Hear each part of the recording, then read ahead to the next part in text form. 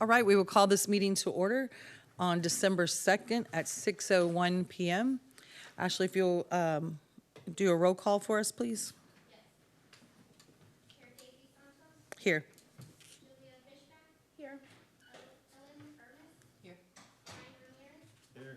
Dan Dugan, Here. Juliana Ordish, Here. Oh, did you, Erica Ibarra's absent? Okay.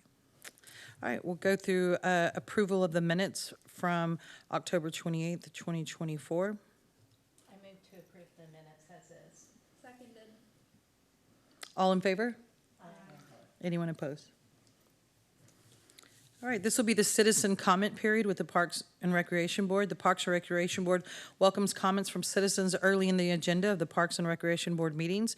Those wishing to speak are encouraged to sign in before the meeting begins. Speakers may be provided with an opportunity to speak during this time period on any agenda item or any other matter concerning city business, and they must observe the 3-minute time limit.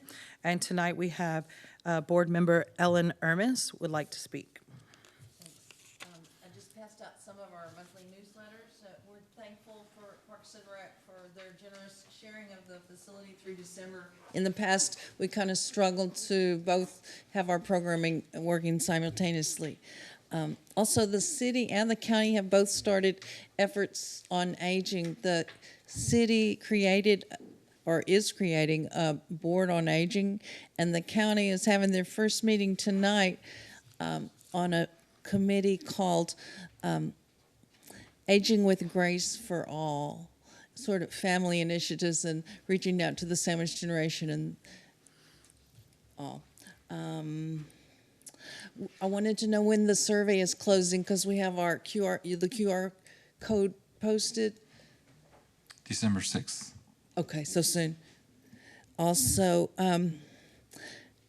the city Parks and Rec has a position for a native plant supervisor, and there's a person in Plum Creek who does most of the landscaping who has applied for that job, and I wanted to recommend her and also say that because she's lived in Kyle for 20 years, it would be really good for the community to see more of that because there have been so many hires from the Dallas area, and I applaud John Davis's hire. I think he's going to be a great addition. That's it. Thank you. Thank you. All right, at this time, we'll do staff reports and presentations. We'll receive a report and hold a discussion and provide staff direction regarding the monthly report, including updates regarding the 25 Days of Christmas programming, the 2025 Polar Bear Splash, National Fitness Court timeline update, CIP updates, conservation update, and the James Atkin Pool update. Good evening, Madam Chair and board members. David Lopez, Director of Parks and Recreation. We're going to round robin the overview. I've got our Deputy Director of Parks, Chris Escoto, with us tonight, as well as Claudia Rocha, our Special Events Manager. I'm going to start and jump ahead. Just a quick overview. 25 Days of Christmas. We've got updates for Polar Bear Splash, the NFC, James Atkins Pool, CIP, Winter Projects and Conservation. I'm going to jump ahead to the James Atkins Pool because you guys have been updated probably ad nauseum on this one, but you all made recommendations for the 2025 schedule. We were able to accommodate those recommendations within budget if we changed our start date for the lifeguards and kept it the same as last year. For the salary, the additional salaries that we needed to start sooner, it was going to exceed our budget.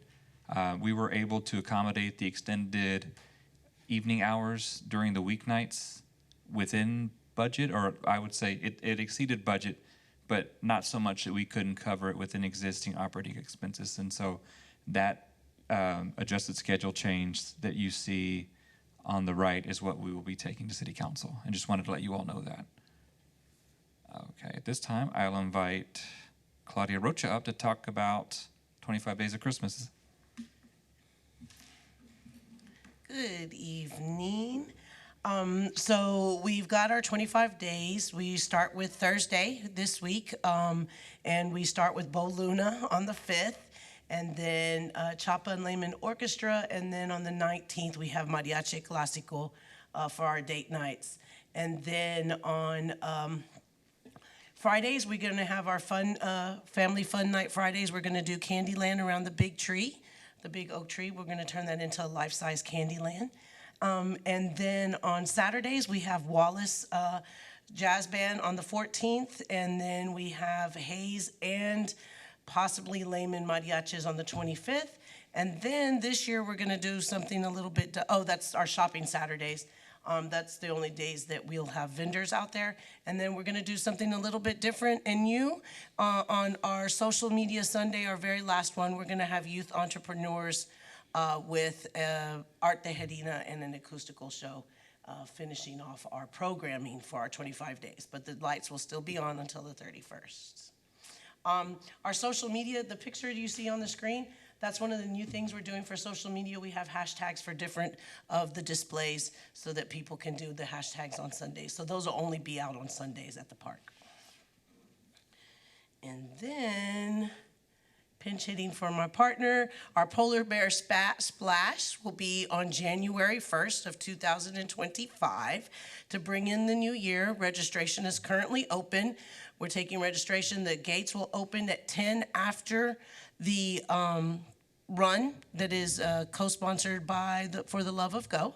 And then we'll gather for the splash. We'll jump around 10:30, and then we close up. So there'll be snacks, sweatshirts, and if you don't want to jump, you can still buy a sweatshirt and say that you did participate. I don't know. But yeah, we're welcome. It's free for anybody to come in and watch, and then there is a small fee. And, Does registration it's come still, in late for that? I'm sorry? Does registration come in late for that? No, that's normally our, we started, what do you mean? Like, can you go back? Oh, yeah? He means there's no, it says there's Yeah, no currently they currently have registered, do we zero usually get them later in the? Oh, yes, but we actually, we do have registrations, I'm sorry. I guess when we typed it up, it wasn't, but we have, there's about 10 now, but that's not counting what is with the For the Love of Go, sorry. All right, good evening. Chris Escoto, Parks Deputy Director. So a little bit about the NFC Fitness Court, just to update everybody. Oh, it's not. There you go. Just to update everybody on where we are with the fitness campaign. This is a grant that was awarded to the city, I believe, a couple years ago, where this is currently within our storage. And where we are right now, we are awaiting permitting and engineering. So we do have to, for regulatory reasons, we do have to engineer the foundation, especially with it being a load-bearing wall. So we're currently in the process of that to get that underway within our rotation list, where we do anticipate construction coming in roughly around early spring, and with the grand opening coming in late spring 2025. With that being said, this location has been placed over at Lake Howell. We do have a council update that's going to be scheduled, or it is scheduled for tomorrow, where it's going to have the actual placement of it, where it's going to go in Lake Howell. Where that is, it's going to be just right to the current bathrooms, the new bathrooms that were installed. That's where just north of, or I guess east of the parking lot, but it's going to be front facing, where the art piece that you see there is going to be faced towards the parking lot. So that way we can appreciate the art from afar. Any questions about this item? All right, so going right into CIP projects. So there's a number of projects that are underway that we're currently working on. Plum Creek East Trail being one of those. We are currently at 30% completion. The location of this is from Waterleaf to I-35. And where we are currently, we are finalizing the agreement to take this to council for us to go into 100% construction plans, with the anticipation being building the trail, constructing the trail shortly after the completion of that. We anticipate the design to roughly take somewhere around 6 to 8 weeks. Shortly after that, going out to bid for construction. Where in 35 is it connecting to? It's just going to be just on the east side of 35, where I believe on the underpass, there's an opportunity for us to go under 35. That way we can cross over towards the other side. Or? It is, I am not familiar with the location. Yeah, and if I may, Chris is correct. The total project that's identified as Plum Creek East Trail is from 35 to Waterleaf. The section we'll be bidding out for construction will be from Waterleaf Park to Button Park for this phase. So, yeah, and then in addition to that spine going from Waterleaf to Button, we're gonna have about 7 neighborhood connectors that'll go be spurs off of the trail too. So there's gonna be some added bonus, since that's where the bulk of our neighborhoods are along this spine, once we complete out. Can I ask one question? So that's the primary trail. Yep. For that, I live in that particular area and there are bores, so when you're building that out, I'm assuming you take that in consideration of like nature damage As far as wildlife? as wildlife, yes, Yeah, wildlife. so that has been something that has been brought up to our attention. Okay. From a conservation standpoint, the flora and fauna is one thing that we want to be cognizant, of course, about. So that will be a strategy that we'll need to identify, which is going to come back. I have an update about that, but we're going to come back this next month to talk about what the conservation strategy is when it comes to, I guess, invasives, so-called invasives in that regard. So that is something that the city has, in the past, from my knowledge, identified funding to eliminate in a certain way. Whether that's the vision moving forward, I don't have that answer right now, but that will be something within our conservation strategy. Okay. One last question. So I just took a walk through the nature trail that connects to that area, and it appears someone drove a electric bike or something back there. Is there, as we build out the trail, how are we going to prevent that? Because that's obviously, that can be very dangerous if you have someone on a motorized bike riding the trails back there. And they do it down, Button Creek, and it has the trail that goes into the trail. I have seen motorized bikes going in there as well. Yeah, so motorized vehicles is one thing that are not allowed, but however, from Right. an e-bike standpoint, They're there not are different e-bikes. classifications that are permissible within the trail system.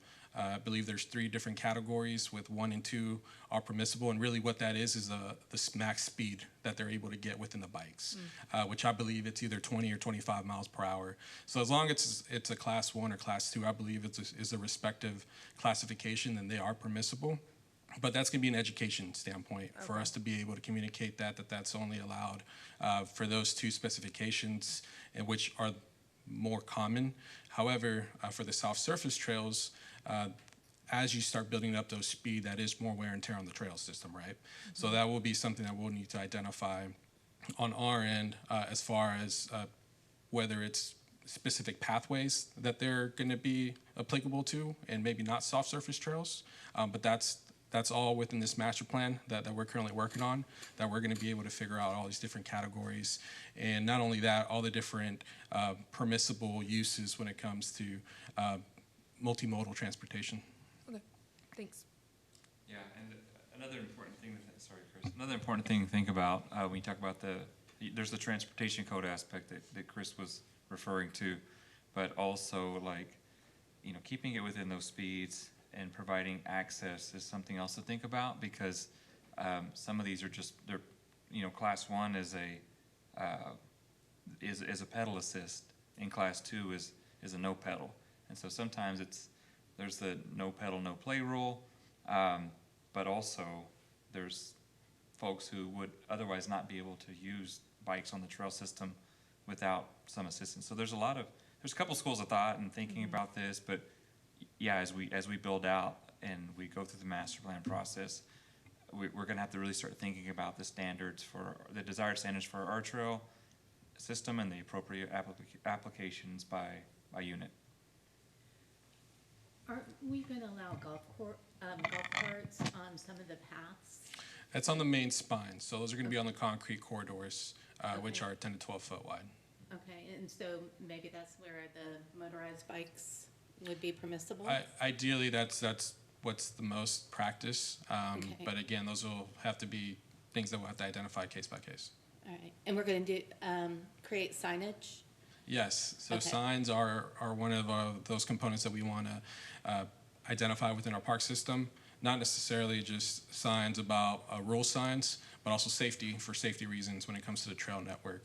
So emergency sign markers and so forth, that's within a future item that we're currently identifying, but for us to come back and start figuring out whether it's some type of master plan or design standard for us to have that across the board within the entire park system, because we don't want one signage in one park and not the same in the other. We want to have some consistency amongst the parks themselves.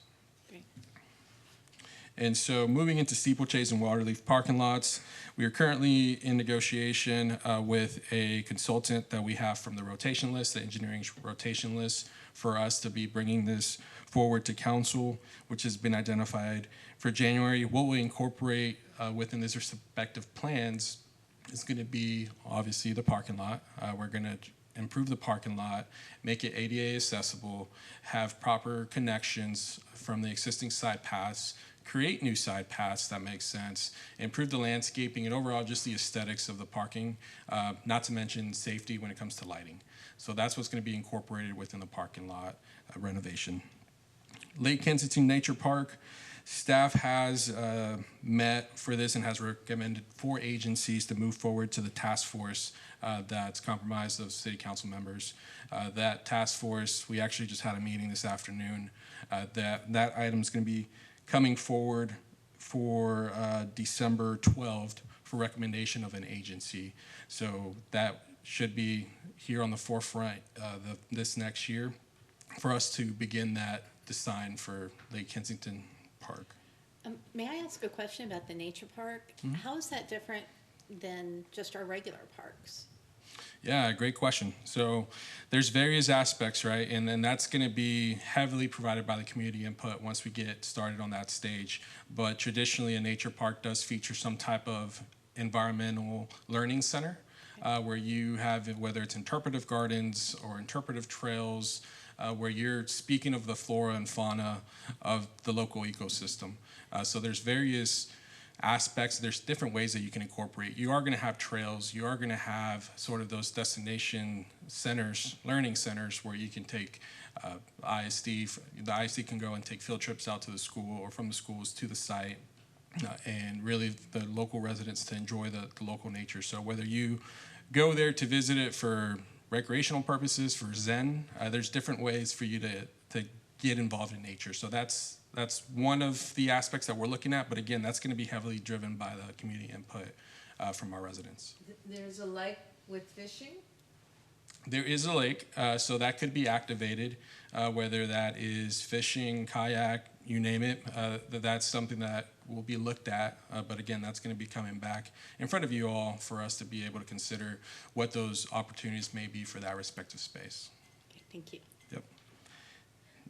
And Parks Rotation List. So the Parks Rotation List, what that is, it's a rotation list that staff is going to be able to use for various projects. That's encompassed of architects and engineering for design consulting services. That has been finalized, and that will be going to council on December 12th. Once that is finalized, then that'll be a list that staff will be able to use for various projects that are, whether they're within the master plan or projects that have already been identified within the CIP list, that we can go ahead and fast track out into construction. Are you guys alternating them? Like if Yep. one vendor gets it, then they won't get it for 2 or 3? Yeah, it is best practice from a rotation list to be able to rotate them within it. But yes, we will be doing that. Greg Clark Skate Park. Actually, my first park board meeting, I did say that we were going to be bringing an item today, but that wasn't the case. We're currently working on finalizing the schematic plans. We just executed the contract, if I'm not mistaken, with SPA.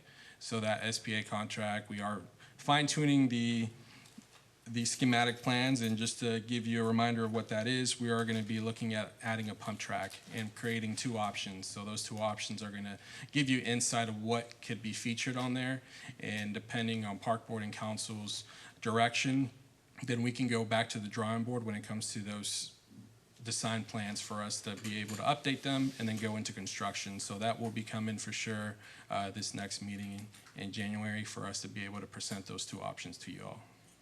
Can I ask one more question? Just a general FYI for myself, when the city creates skate parks, there's a potential liability, right, if someone gets injured. Is it go at your own risk? If I'm going to the skate park, if I get hurt, am I going at my own risk?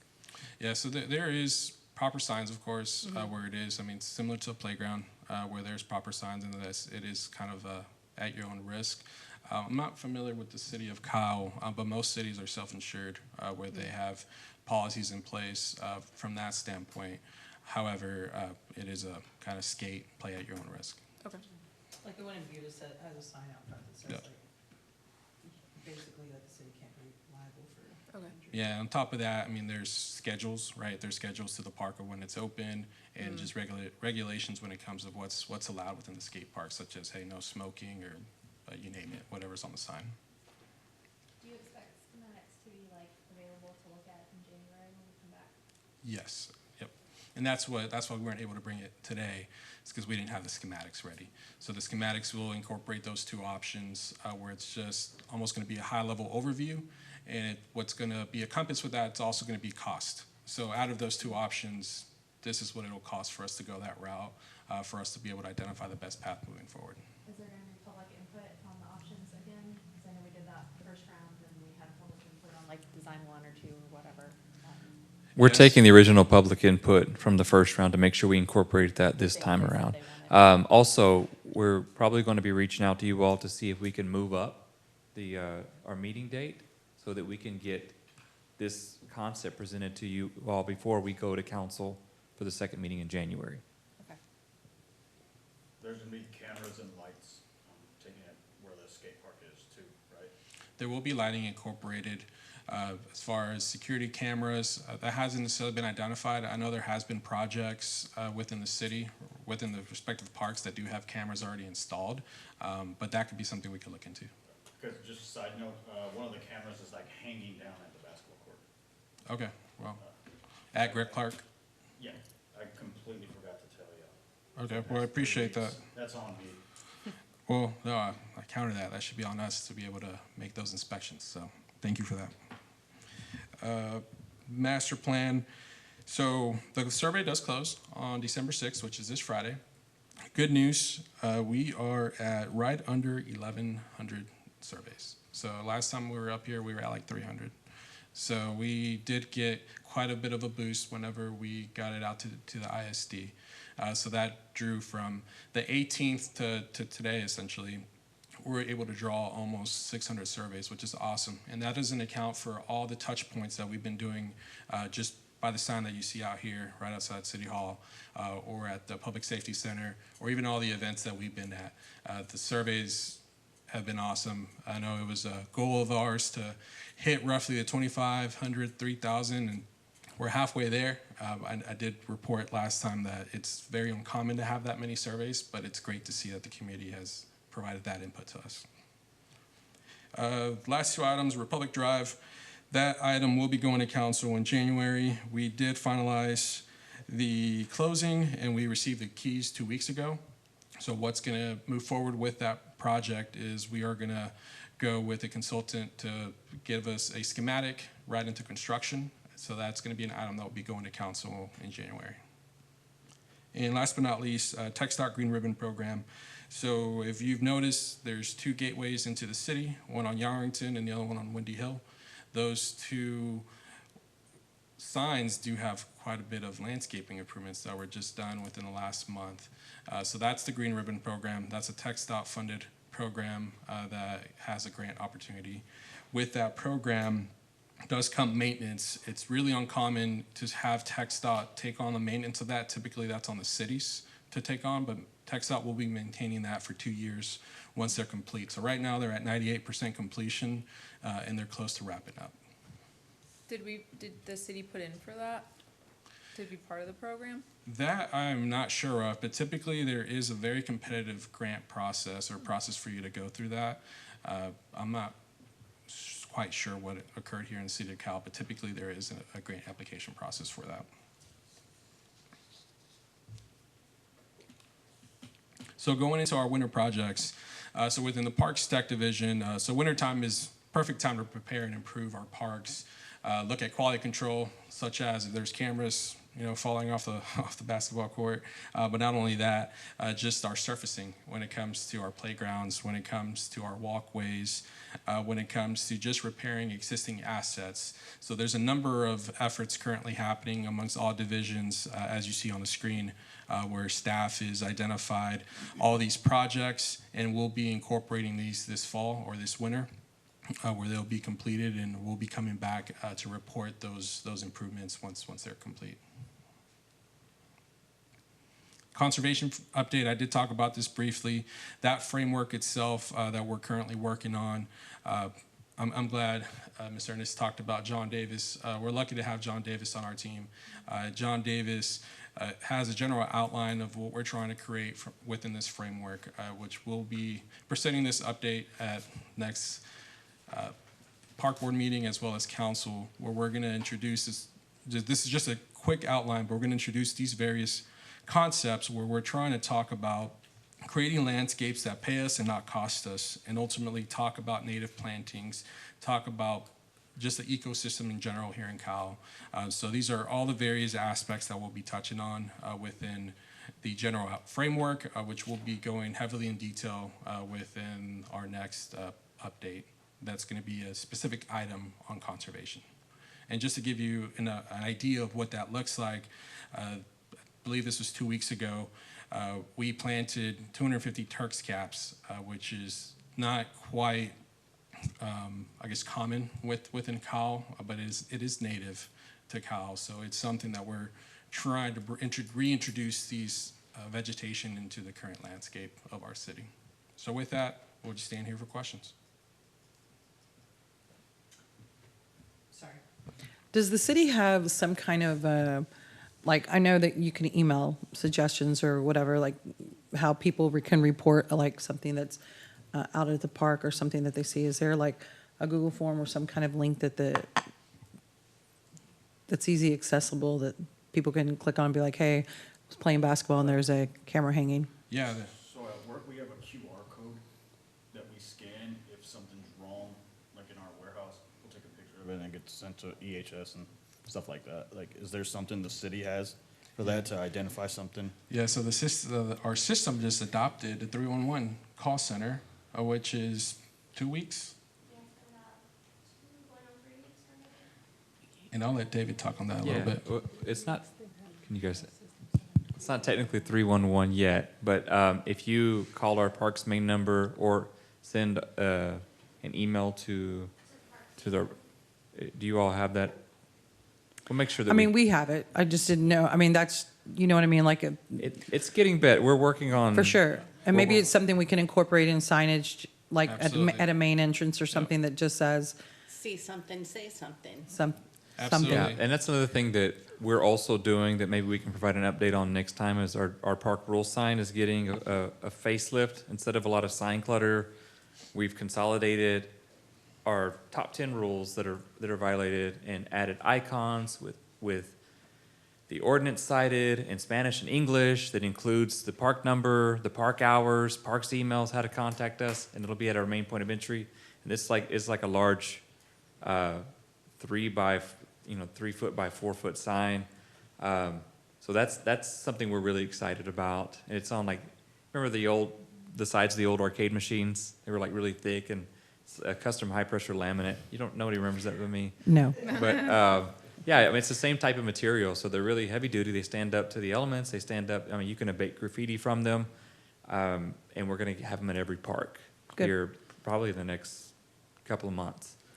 But also to Mr. Ramirez's question about can we do something more user-friendly like a QR code, we think with 311 coming, it's going to make it really easy for people to just use an app or to call in and make a report, and all of that is tracked, and there's a follow-up a service level agreement time where we have to respond in a certain amount of days or hours, and you can call and or you can go on an app and do a status check. I'm jumping ahead and I'm stealing some thunder here, but there's some exciting updates coming to the city soon. Cool. I work at the front desk on Thursdays, and at least 1 or 2 times every Thursday, we get a call from somebody in South Austin that dial 311, and it comes to this front desk over here. So our instructions are to tell them to call Austin Police. But so I know they're working on the 311, and we reported to IT, which is what we were told. But y'all aren't really responsible for that, are you? Parks and Rec? No, yeah, No. I'm not really sure how we're getting Austin's 311s. That has nothing to do with our system, because our system's not live yet. I'm sure we'll fix it. As well as the Parks phone number, there's a specific number online that they can call. So I know I've seen messages from you on that little Teams meeting, the Teams chat. So I'll send you the number so that you'll have it. I'll also get it back to you. Maybe you just leave a note at the front desk, because I'm just there like 4 hours a week, you know. But that'd be helpful. Thank you. I did have one more question, and I don't know if you know this, so Yeah. 500 points if you do. Did the pickleball courts get installed at Greg Clark? I mean, I should probably know that as well, They but have not. First. Oh, go ahead. no. They have not. So that is within our CIP list, where there's 4 different pickleball courts throughout the city, where those locations have been identified. I believe have been like Greg Clark, Waterleaf. There's a number of placements that have been discussed. However, with the master plan being currently active, that's something that we're looking to reassess and see what that may look like. As of right now, where the current tennis center or the tennis courts are located at Greg Clark Park, potentially could be impacted by the skate park that we're going to be bringing this next month. That the footprint could be extending into that when we're talking about the pump track. So there's going to be various scenarios that we'll be looking at and presenting to you all where that could be eliminated. However, a new placement could be installed for that pickleball, tennis court, whatever we want to put there. Okay. And then what is the protocol or process to, like, if, you know, is Ash Pavilion, is that like totally obsolete? Does somebody use that all the time where other people can, or is, like, how hard would it be to paint pickleball lines on that, just so people can use that and bring their own nets or whatever?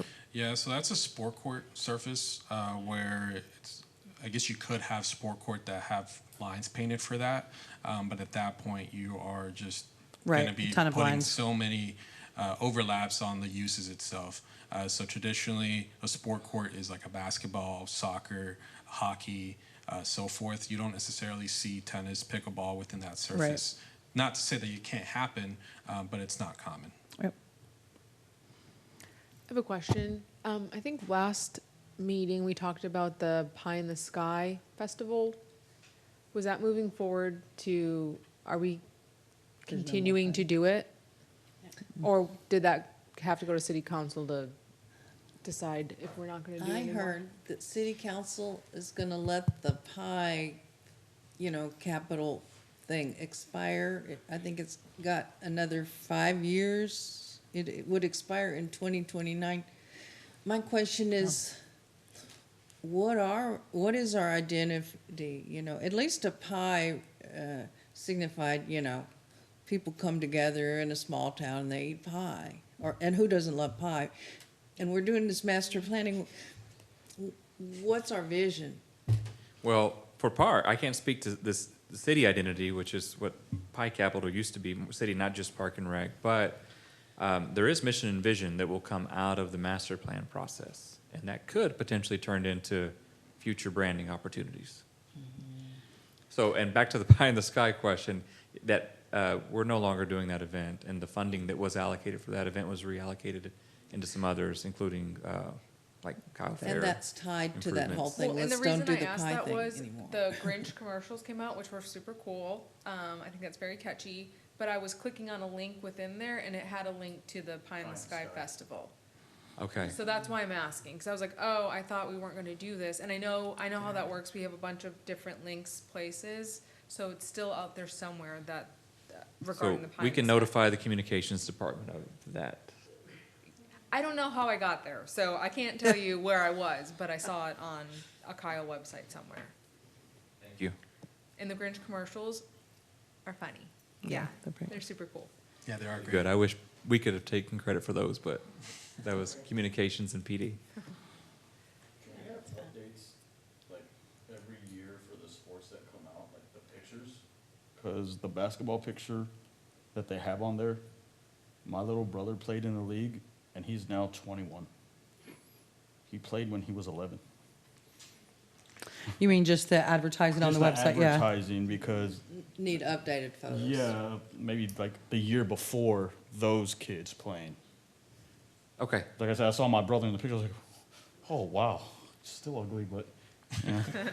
We'll look into that. Thank you. Yeah, thank you. So, can we keep asking questions? So back to the pickleball courts. Where, I mean, because we had talked about those quite extensively, and we talked about those in the master plan, like, so that everything's been allocated for those, that they were just in a process of waiting for them to figure out where they're gonna get built, or? Yeah, so I mean, there are some scenarios that, as an example, Greg Clark Park, let's just play scenarios here. The tennis center, the tennis court itself, if that's gonna be its location forever, then we're gonna go ahead and start resurfacing that now. There are two funding sources, though. There's a tennis and then a pickleball. There is questions to be asked as far as dedicated pickleball, dedicated tennis. So those will be aspects that we'll need to be coming back to you all for direction on. However, when it comes to what's already been identified from the CIP, there is, within the next 5 years, there is funding identified for those improvements. As far as the master plan comes, all of this is going to be assessed when it comes to the inventory. We do know that we are so-called short on our amenities when it comes to national standards. So what are going to be those needs when it comes to our community? Like how many more basketball courts do we need? How many more tennis courts do we need, and so forth? So those are going to be all those questions. That's the reason why we're sort of waiting on, and we're not that far off. I mean, we're talking about the master plan being updated within the next 3 to 6 months for us to be able to identify those placemakers and get the ball rolling on those projects. Yeah, so the nice thing is you in this case, you actually have funding waiting for something. So as soon as you get the results, you can now make your informed decisions on what amenities we need in our system and where those amenities need to go in terms of, what park. Yeah, I thought that we had already talked about that extensively before, but I guess with the transition of everybody and stuff, that it's coming back, because We have had. There is Like that we were definitely a saying there was sense that 7 We've had lots of conversations Over and before over that and are over. Like- no longer like of value. Yeah, and that could be something that They're staff on can the go back back and burner. take a look at. And if those are the respective locations, like I mentioned, then that's something that staff can move forward in and creating. And When can we expect to see survey results if it closes on the 6th? That's a good question. As far as Stantec's next steps, we have created focus groups within the respective master plan and public engagement. That's going to be collecting additional feedback. I don't believe we have any more outreach events, but we should. No, be- and we can probably bring something back in January on at least the town halls and possibly the focus groups. It'll be a little tight for those because we're just it takes a while to compile a lot of raw data in a meaningful way. And so, but surveys are closing on the 6th, so that gives you a few weeks to compile it and organize it. And then we had the community, the public input meetings have both closed. And so that data would be ready. And in fact, we've already got that condensed down and organized. So we wanted to present an update to council, and it would make sense to also share it with the board prior. So maybe January. So after the master plan is created, is there a way that we can have a workshop so that we can understand like what's currently funded, what we may need to advocate for? Because, I mean, we've had master plans before and, a certain percentage, we don't get funds. There's just not enough push. money or push. But I think that we are all capable of helping to advocate for many of the programs that we believe in. So will we be doing something like that? Yeah, and that would make most sense. So a master plan should inform your capital improvement program, which is a part of the budget process. And so In other words, instead of me throwing darts at a board and saying, this is how we prioritize our projects, it's based on the master plan, but it's a budget thing, and so it comes before the group to say, hey, here's what we're funded for. Now, there could be a request to say, hey, we've got enough cash or funding to do this threshold, but we've also identified some other urgent needs from the master plan, and those conversations could organically grow out of seeing those projects proposed and what the estimated cost would be for what's priority, what falls below the line in terms of what funding is available. Whether it's a strategy to let's be more aggressive with grants and how would that work, or maybe there's some alternative funding ideas that you all may propose at that time. But those conversations would be part of the CIP. Okay. And then one last question. I've been on the board, this is my 5th year, but I don't think that all of y'all have been here. A couple of years ago, the city council went on a trip. I think they went to Colorado, and they visited a number of parks and things like that. Then they came to our meeting, and they sat down, and they had this long list of what they liked, what they would like to see different. I know that we've implemented some of those, but are we going back to seeing those requests? I mean, the mayor was making a request, each of the council members were, to see if we're hitting those or will be hitting those in the master plan, or are we just scrapping all of that knowledge? Yeah, I mean, what makes the master plan unique and really important is you're really going out in the community and getting their feedback and what they want to see in their parks, and everybody gets to say so. And, if I take bocce ball, for instance, and I'm the only person in the city of Kyle who wants bocce ball, and we did this word cloud, bocce ball should show up on there because I said it's important to me, but it might be like 1 millimeter font versus pickleball, where there's this astronomical amount of people who responded to the survey that said pickleball is important to us, and here's where pickleball is important, here's why pickleball is important, and pickleball shows up really big. But you at least know, like, this is what the community wants. We hear a lot of,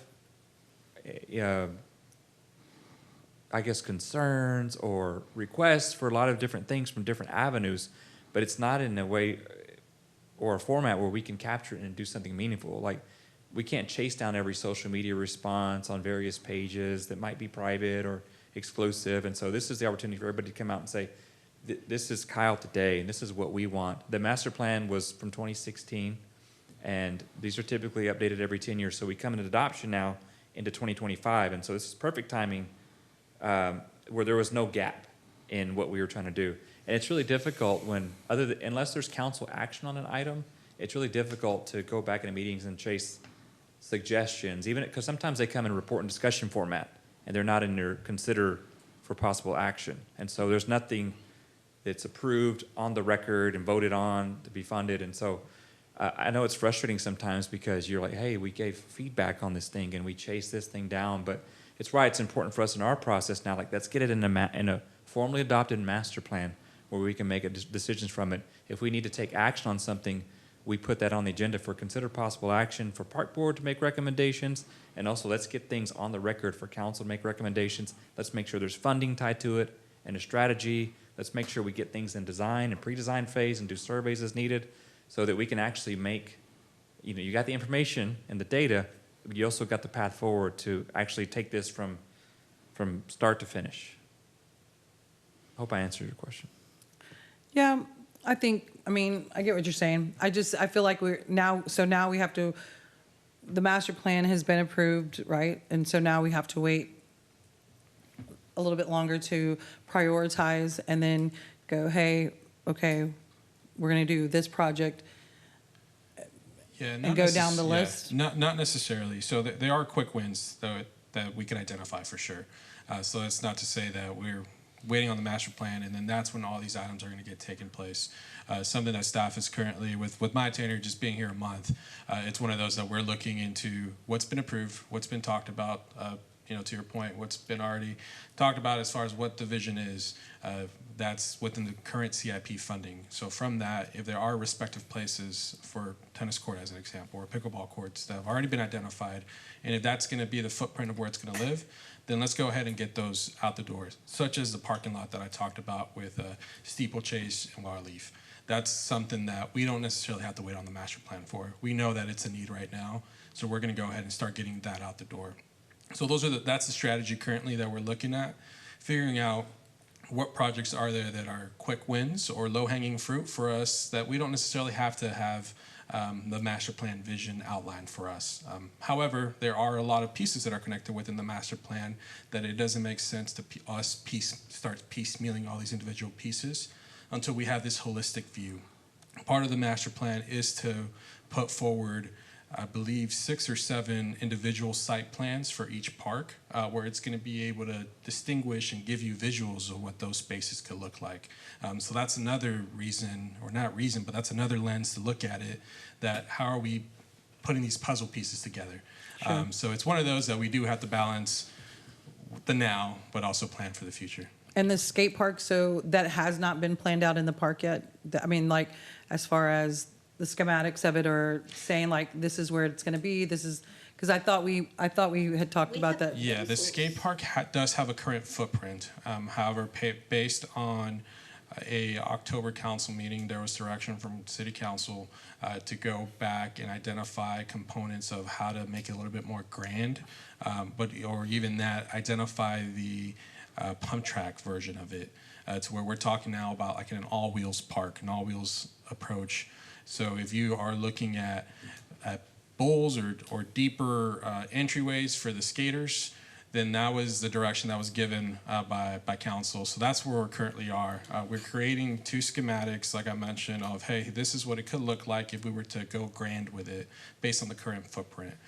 What that looks like may take away other uses of the current park. However, that's going to be something that's going to have to be decided from park board and council as far as what the direction is. But there is a plan. There's going to be 3 options, quite frankly.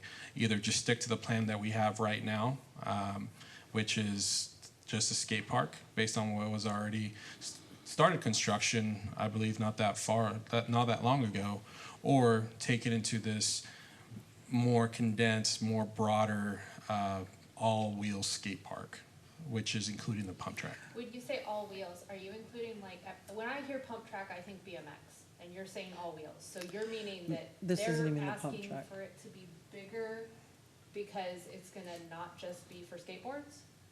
Yeah, so all wheels, the definition of the all wheels incorporates bikes, skateboards, scooters, wheelchairs. I mean, you name it when it comes to that approach. So that is a current trend, that not even a current trend, it's just common practice now when it comes to these skate parks or pump tracks that you incorporate that.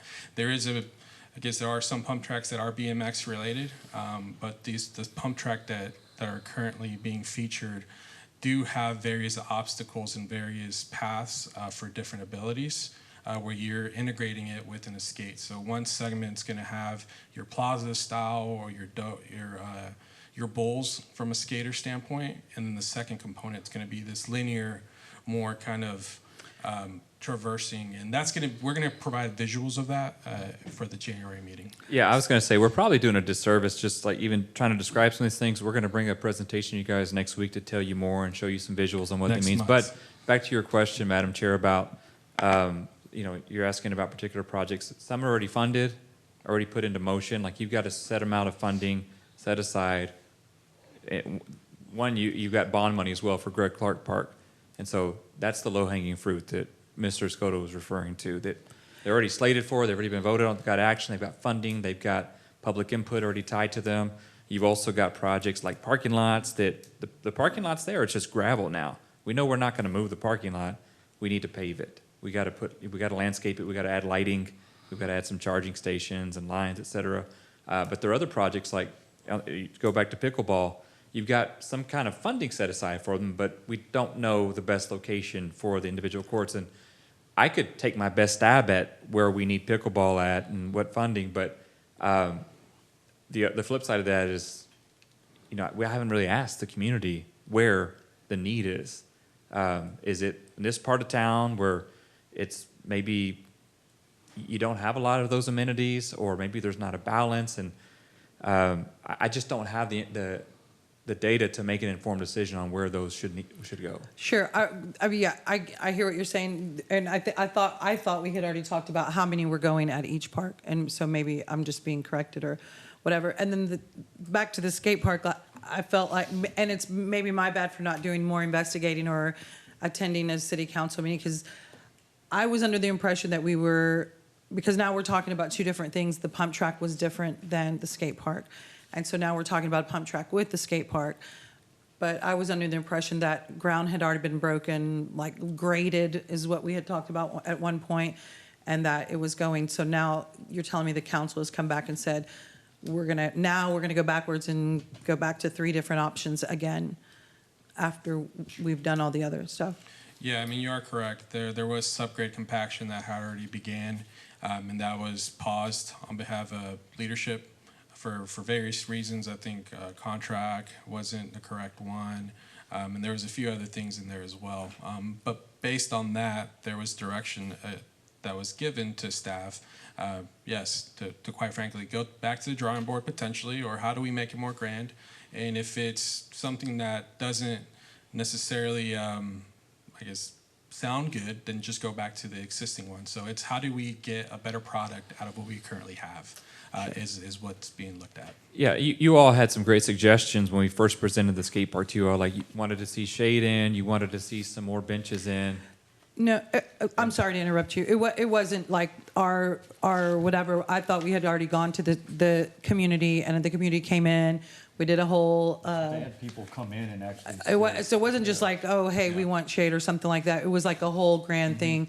And I get what you're saying now. You went to council. That's probably my fault or our fault for not realizing that council came back and said, okay, let's start over again.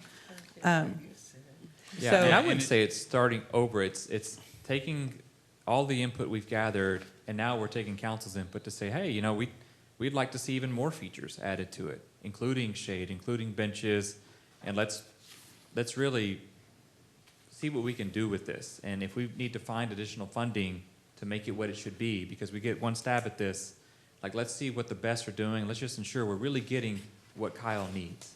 And so they task us with going back and saying, hey, if we want to, they know that with the skate park, you're going to have more than just skateboards. You're going to have inline rollerblades. You're going to have people show up with BMX bikes and using it as well. It happens everywhere you build one. It's like, hey, let's build it right, knowing how it's going to be used. And so we're going to be coming back to you guys in January and showing you a couple of these concepts. One will be, hey, this is kind of a moderate enhancement, and then there's one that's going to be like an enhancement that could put us within the top 20% of Yeah, skate I'm all parks for built. doing it right the first time, for sure. But I was unaware that we were not so much starting over, but going backwards about, I was unaware that the city council had come back with Yeah, I'm different. surprised to hear that we're going back to the drawing board. But Yeah. that's, Yeah, and I wouldn't necessarily say it's, maybe I just used the wrong language, not going back to the drawing board, we're starting from scratch, because we are carrying the current input from the public that was given. However, just based on flow of the skate park, there may need to be some reconfiguration of the current footprint that was designed. So that's all going to be accounted for in the 2 schematic plans that will be presented to you all Perfect. next month. I think it's a great idea. I don't want you to feel like I'm being aggressive or anything. I No, just, by like, no like means. I get, and it's on my own personality, I get tired of talking about things over and over again, like I want to get something done at some point. So, to hear that we don't know where the pickleball courts are going, or to hear that the tennis courts are going to be taken out, I was unaware of that, but I'll be better. That's all. I have maybe it's just a statement, but on the master plan, when I read the previous master plan that we had, one of the things that I noticed is that I didn't feel like there was a lot of forethought for what's coming. And I know we're getting a lot of great input from the community, and the community knows what's out there. Like pickleball, which is wonderful, and there's, it's a great sport, but, that started, 10 years ago? And I'm sure that it might be at its peak, But are y'all going to be going out and finding out what's next? What's the next recreational sport and including that in our master plan as well as the community feedback? Because the community wouldn't necessarily know that. That's a great point. And typically, master plans are going to show trends, and sometimes you have to look at these trends and say, hey, do we really want to sink a lot of costs into this trend that's really starting to take a dip? I used bocce ball earlier. We saw this rise in bocce ball courts at some point, and now they're not as common. A lot of times the special need community, they still want to use bocce ball, and so we take that into consideration, but you should always evaluate the ebb and flow of these trends. Also, the growth of your community. Like, you try to really, I don't think anyone saw the change we received during 2020 or the pandemic, but you try to account for your estimated growth over so many years to say, hey, we really need to measure ourselves up to not where we are today, but where we're going to be in 5 to 10 years from now. There's a lot that goes into account. Yeah, an example, like this, we were just talking about the skate park, right? So account for the future. So as far as square footage, is it going to be the right size? Maybe we're creating the right size for the community right now, but are we building it to the size that it needs to be for 5 years from now? So absolutely, that's going to be things that we're going to be looking at. Okay, thank you. All right. Well, anyone want to move to adjourn the meeting? I move to adjourn the meeting. Do we need to decide when we're meeting in January? He had said something about moving it Oh. up Oh, yeah. first. We're going to send out a proposed date that, and then we'll get feedback from you all at that juncture if it works for you all. We'll be still sticking with the Monday though, right? When is the next city Is the council recommendation meeting? to stay on, at least on it, look for a Monday in January? Yes, or Okay. when's the next city council meeting that, The second council meeting, that's the first meeting. When's the second? Well, the second one is going to be the 21st, I think. so we need to meet before the 21st, but after the 7th? Yeah, you guys we could meet before the 7th potentially, but ideally, I mean, I'm hearing a Monday. Is ideally before the 7th for you? You feel like we should? I don't think so. I think it can be if you're talking about a Monday, I think we can do any Monday in January. Chris, are we going to be good on the timeline if Yeah, we we do will early be. January even? Okay. Chris, you're going to have that stuff, Chris? I will. Yeah, so we'll throw out some Monday dates that, because now Park and Recreation, we have, I think, 5 boards. We want to make sure we're not conflicting with any other board that. The 20th is MLK Day.